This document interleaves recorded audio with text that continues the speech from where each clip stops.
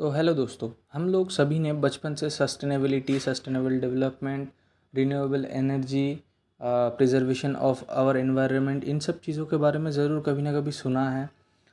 पर ये चीज़ इतना ज़्यादा इम्पोर्टेंट क्यों है, ये चीज़ आज हम लोग समझते हैं। पहले तो हम लोग समझते हैं कि सस्टेनेबिलिटी होता क्या है। सस्टेनेबिलिटी असल में होता है कि हम अपने बेसिक्स नीड्स को, यानी कि इंसान अपने बेसिक्स नीड्स को समझ पाए और उसके साथ साथ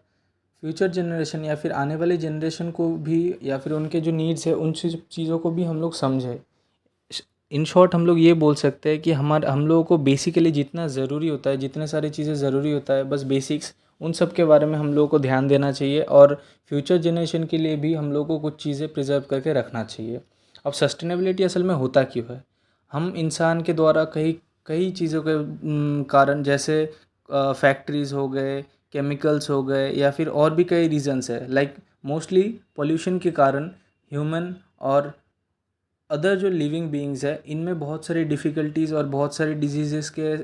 साथ साथ बहुत सारे इन्वायरमेंट में भी इसका बहुत ज़्यादा इम्पैक्ट आता है, जिस वजह से हम लोग को भी बहुत सारे प्रॉब्लम देखने को मिलता है। यूजुअली क्या होता है कि हम लोग internet, e waste actually, then air pollution, noise pollution, land pollution, इन सब के बारे में बचपन से ही पढ़ते आ रहे हैं, लेकिन हम लोगों ने कभी भी इन सब चीज़ों के ऊपर ज़्यादा जोर नहीं डाला है। अब ई वेस्ट से लेके सारी चीज़ों के मेडिकल वेस्ट हो गया, जो हम लोग मेडिकल पर्पस के लिए यूज़ करते हैं, उसके बाद उन चीज़ों को जब हम लोग आई मीन एबंडन करते हैं, तो वो सब चीज़ें भी एनवायरनमेंट में अलग ही इम्पैक्ट डालता है। इवन जो पेट्रोकेमिकल आई मीन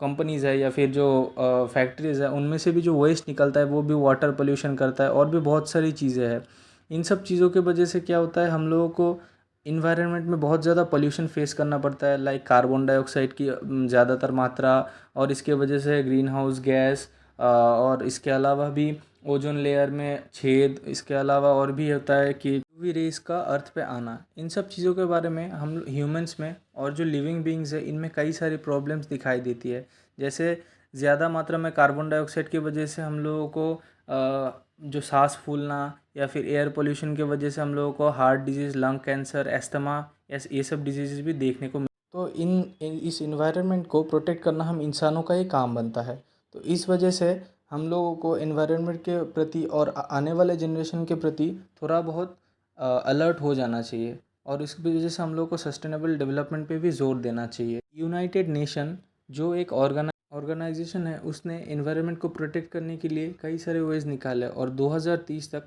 कुछ टारगेट्स अचीव करने के बारे में भी बोला है, जिस वजह से हम लोगों को no poverty, zero hunger, climate action, quality education, gender equality, life below earth, life on land, इन सब चीज़ों के ऊपर, पीस, ये सब चीज़ों के ऊपर हम लोगों को ध्यान देना चाहिए, और सस्टेनेबिलिटी और सस्टेनेबल डेवलपमेंट के